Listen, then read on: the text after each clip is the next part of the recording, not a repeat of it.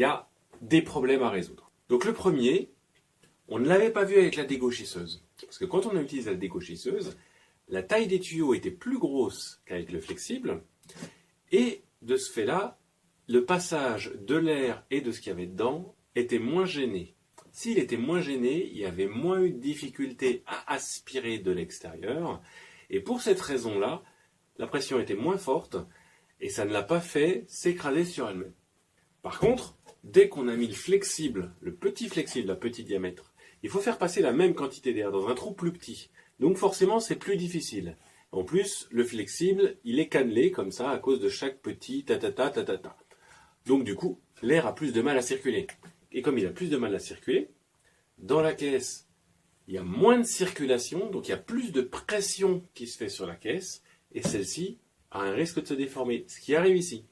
Enfin, il y a au moins deux possibilités de résoudre ce problème. Le premier, c'est de prendre une poubelle plus solide. Par exemple, un bidon en métal, une poubelle plus rigide, etc., etc. Personnellement, j'ai choisi cette poubelle-là pour deux raisons. Parce que comme je vais devoir la vider régulièrement, il faudra que je la porte au benne à ordures pour la vider. Les deux anses, c'est quand même bien pratique. Et pour la même raison, c'est une poubelle en plastique, donc ça pèse léger. J'ai pas voulu prendre un bidon en métal. Donc en conséquence, ce que je choisis comme solution, c'est de solidifier cette poubelle. Cette poubelle, elle se déforme de deux manières. La première, c'est qu'on voit que le couvercle ici, il s'écrase un peu. À la limite, ça, c'est pas bien gênant. Alors, ce qui est beaucoup plus dérangeant sur le principe, c'est que cette poubelle-là, en fait, quand elle se déforme, elle s'écrase. Et elle s'écrase, en fait, on va dire, en trois. Il y a un flanc qui va venir comme ça. Il y a un flanc qui va venir comme ça. Et un flanc qui va venir comme ça.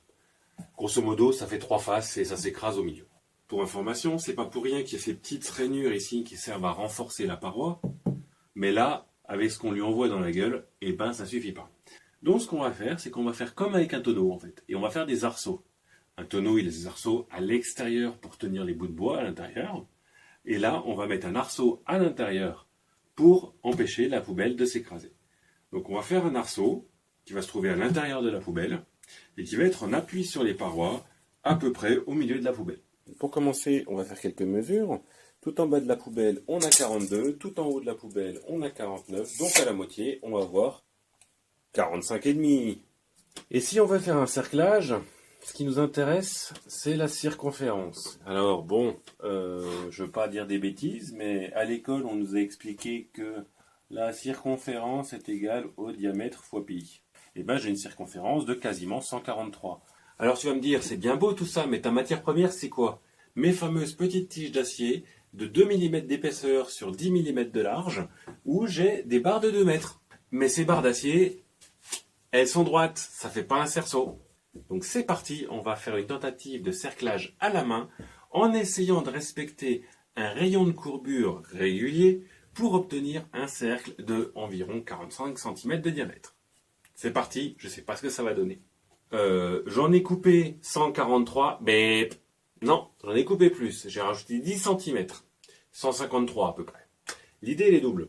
Si c'est trop long, j'ajuste. Si c'est pas assez long, je suis embêté. Mais en plus, ça me permet d'arriver à la fin à avoir un recouvrement pour les fixer ensemble. Donc là, par exemple, j'ai un pseudo-cercle patatoïde. Et maintenant, il ne me reste plus qu'à fixer l'extrémité qui est là, avec du scotch.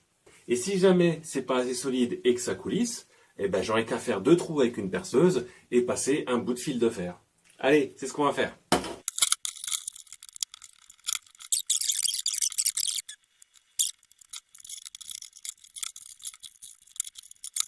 Donc ça fait à peu près dans les 45, 47, 46, parce que c'est pas tordu partout pareil. Au besoin, ça tombe bien, j'ai mis du scotch, donc ça coulisse encore un petit peu, je pourrais l'ajuster. Mais ça permet de faire un premier essai rapidement et simplement. Donc pour acquis de conscience, je vais vérifier qu'il est partout à la même hauteur. Tout ce que je vais faire, c'est me contenter de lancer l'aspirateur et de boucher l'ouverture.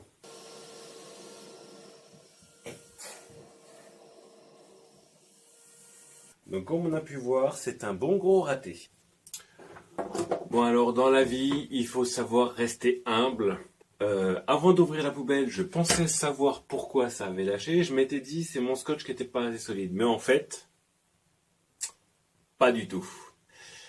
Le cerclage, il est carrément pas assez solide. Le cercle, il est déformable.